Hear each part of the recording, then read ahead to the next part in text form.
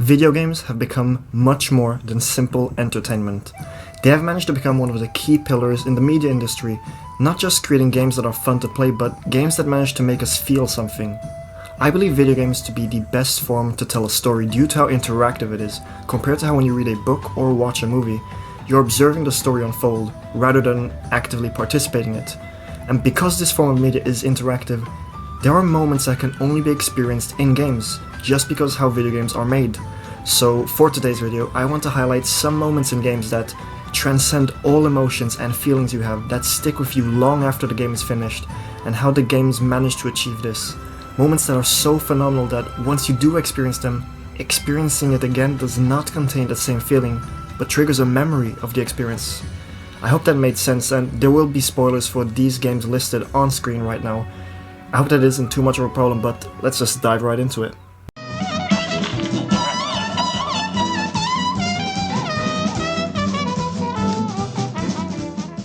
Any good story should hook you from the start. The introduction is always the most important part of anything, really. If you're writing an essay or making a song, the first few sentences or beats should keep the consumer engaged, ideally throughout the whole thing. Openings set the tone and vibe of the game and helps the player know whether they want to vibe with the game or not, and there are many ways games can orchestrate their introductions.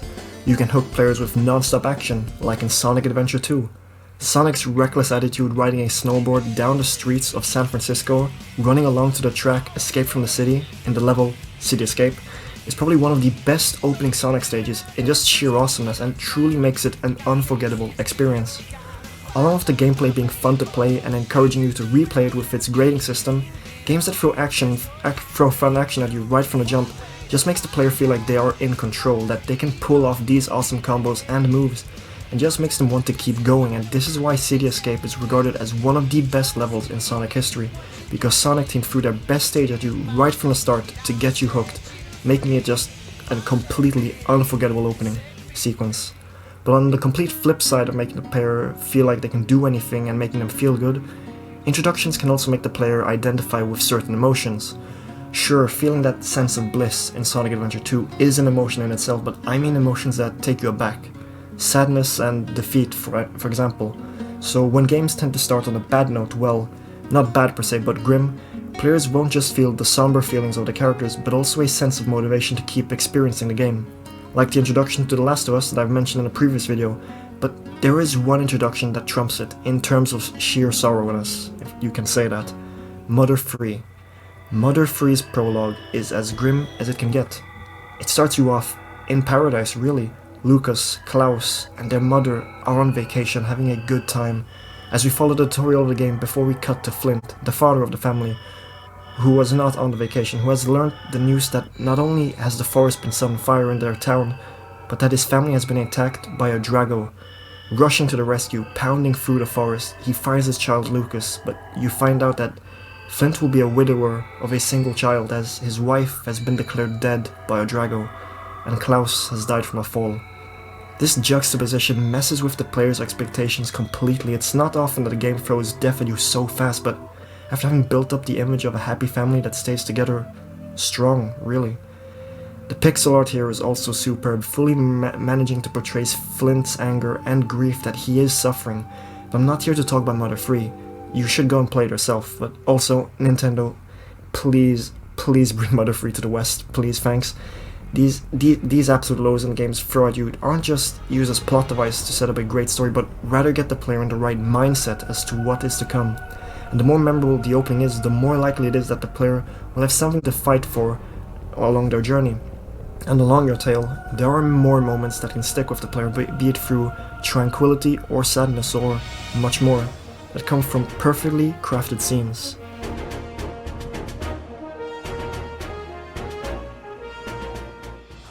Naturally, the more unexpected a moment is, the more impact it will have on the player.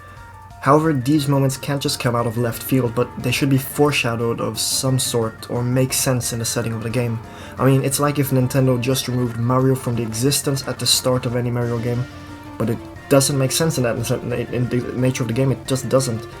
There are moments that come unexpected, but the better crafted moments are those that stick with us. So, have you ever heard of a game called Doki Doki Literature Club? Well, if you haven't played it, you might just see it as some random dating simulator, but if you have played it, you know how the game not only breaks any normal conventions that game has, but also messes with the mind of a player in unconventional ways.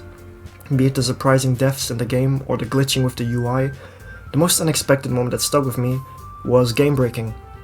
Literally. Towards the end of the game, when Natsuki and Monica are the only two girls left, Monica deletes Natsuki's source code from the game, crashes the game, and restarts her computer. Of course, she doesn't really do all that, but that's how the game was programmed to show it to you. But now that Monica has you all to herself, the only way to progress the game is to go into the properties of the game, delete Monica's character from the source code, and then the game can progress. In my many years of gaming, I have not experienced a fourfold break on a caliber like this, other than Kojima titles, but I'll save that one for later. The fact that the game makes you interact with the game in a completely unheard of manner just makes this moment sit with you more, as you're taken out of your gaming comfort zone and are forced to adjust to the new boundaries that the game has set up, but boundaries that stem from normal gaming conventions can also be broken in terms of story. Even if unexpected story beats aren't as hands-on and doesn't toy with your expectations as to how a game functions, story moments that become truly unforgettable turn out this way, as they take your emotions, your interior, what's inside of you.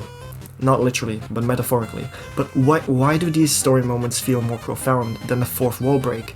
And how does it turn into a once-in-a-lifetime moment? Take Final Fantasy VII and its most infamous death, Aerith.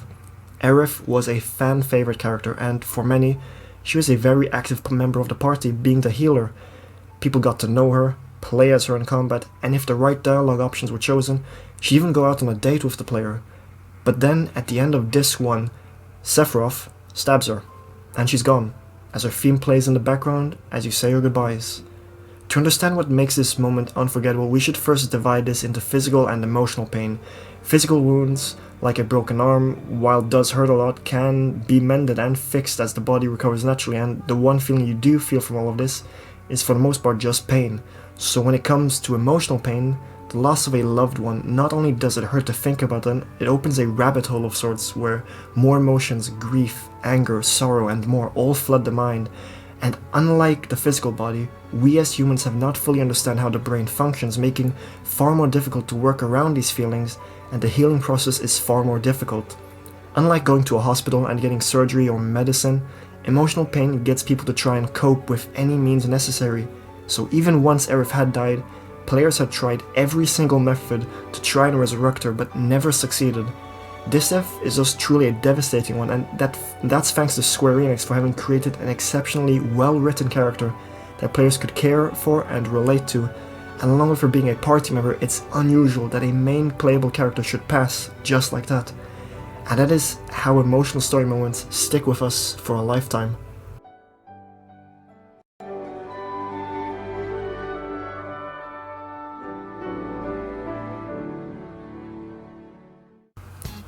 Unlike these moments, which are more passive in a way, as you watch the moments unfold before you rather than make them happen, and this is a perfect way to segue into boss fights.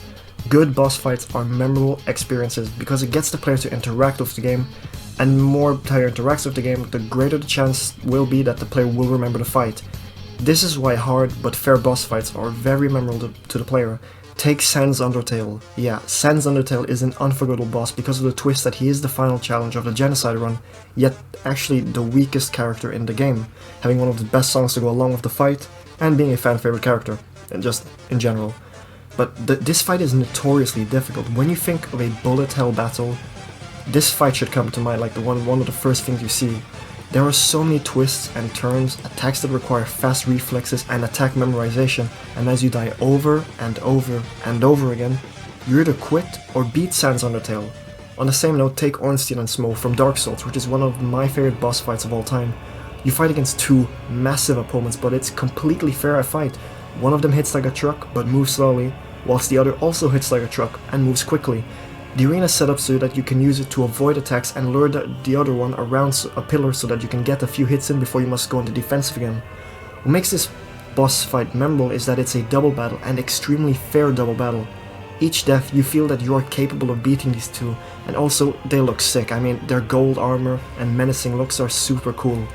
It's hard challenges like these that make for not just a David vs Goliath scenario, but for a battle that will test what you've learned up until this point and being just such a blast to play through. But like I mentioned earlier, if a boss fight manages to break the fourth wall whilst also being difficult, then you've got something special, and you might recall that I mentioned Kojima a few sentences ago, or in the previous section even. Kojima is quite the creator. His games are cinematic masterclasses, stealth at its best, and also with some really good puzzles like in PT Silent Hills. However, all the way back to the first Metal Gear Solid game, back on the PlayStation 1, we have one of the most iconic and unique boss fights of all time, and I think just by hearing this, and if you've played the game, you know who I'm talking about. Say it with me now. Psycho Mantis. Now, this boss fight was at least 10 years ahead of its time and arguably still ahead of the current gaming landscape. But if the way you look at it, the boss was challenging, but not challenging your skill level of the game, but rather at a game of 4-dimensional chess, trying to figure out why you can't win. I mean, he is challenging, hurling objects at you with his psychic powers, but it's the problem where your attacks can't hit him, and this is where the psychic powers come in. People have heard and experienced the memory card reading that he does, but that's not related for today. But the only way for you to actually beat Psycho Mantis is to cut off his psychic reading. So to do this, you have to change from controller port 1 to controller port 2, which cuts off his ability to dodge your attacks. I mean, this boss fight here, challenging as well, is memorable because it used a physical action outside the game to beat it, which is just as surprising and just as unforgettable. I'm back, Meg. So, tell me something, Zach, because I'm curious. Do your Olympian relatives know the real reason you've been trying to escape? Taking a step back from gameplay, which is also what the final stretch of narrative games tends to do, is where the most heartfelt moments of a game take place. The final push of the story, the reuniting, and generally beautiful moments feel a lot more somber at the end of the game.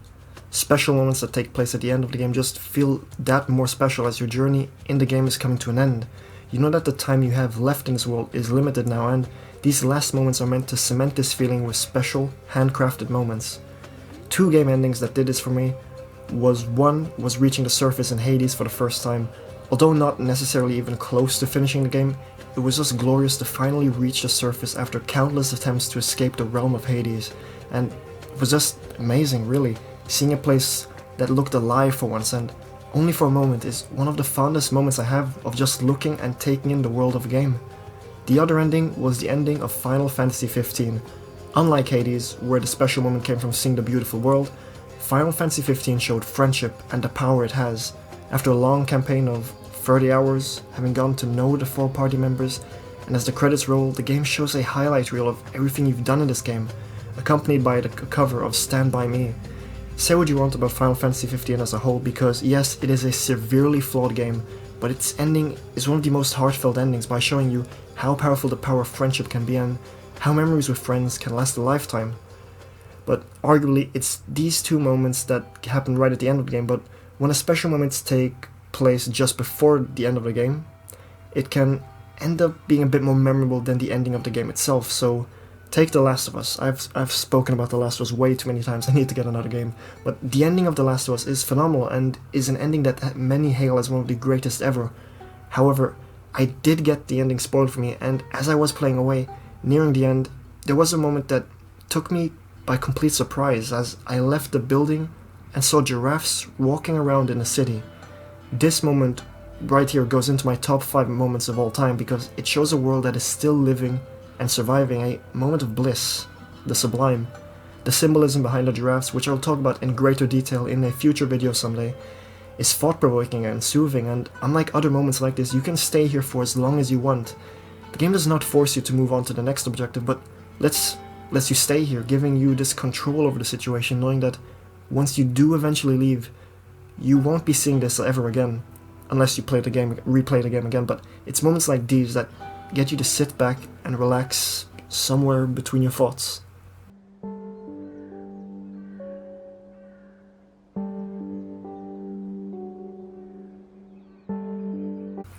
These special moments in games, moments that you will remember for a while, maybe even a lifetime, stem from occasions that, for the most part, get you on the emotional level, be it through raw emotions or getting you to use intellectual outside of the box thinking to overcome a challenge. But these moments, often regarded as some of the greatest of all time, can't really be repeated once you've experienced it, which make replaying a game less fun if you already know how to overcome that challenge or how the storyline will unfold. So what can you do to combat this? You don't, because you already know how special the moment made you feel, and either by experiencing it again or just reminiscing about it, you remember that that moment, that's one singular moment that stuck with you, was a once-in-a-lifetime experience that you won't forget.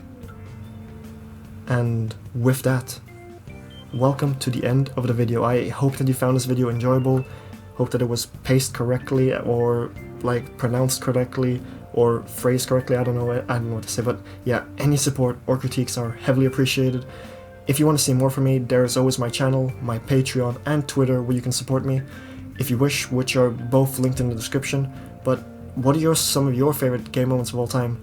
Comment them down below, as I can guess there will be a wide range of moments that mean different things to different people. But as for me, I'm debating about trying out the Monkey Island game soon. I am really excited for the return of Monkey Island coming out later this year, and I've got them all in the backlog, so I have to get to them soon. But the only problem is that I'm playing through way too many games right now, so maybe just over this next week I will try and finish Persona 5 Royal. But yeah, have a good rest of your day, and I hope to see you in the next one. With that, Storm out.